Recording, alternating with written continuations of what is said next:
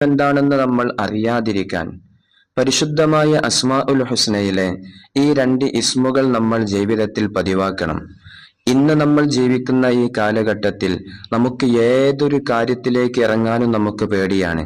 ഒരു ബിസിനസ്സിലേക്ക് ഇറങ്ങാനോ, ഒരു കച്ചവടത്തിന് വേണ്ടി ഒരുങ്ങാനോ, ഒരു വീട് പണിക്ക് വേണ്ടി ഇറങ്ങാനോ, ഇതിനെല്ലാം നമുക്ക് പേടിയാണ്.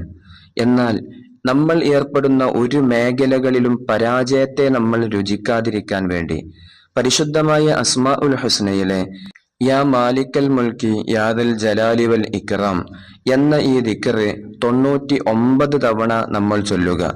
ഏതൊരു വിഷയത്തിലേക്കാണോ നമ്മൾ ഇറങ്ങുന്നത്, ആ ദിവസത്തിന്റെ സുബ്ഹ് നിസ്കാരത്തിന്റെ ശേഷമാണ് ഈ ദിക്റിനെ നമ്മൾ ചൊല്ലേണ്ടത്.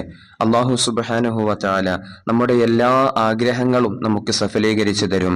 നമ്മൾ ഏർപ്പെടുന്ന എല്ലാ മേഖലകളിലും അല്ലാഹു നമുക്ക് വിജയം കരസ്ഥമാക്കാനുള്ള എല്ലാ ബാബുകളെയും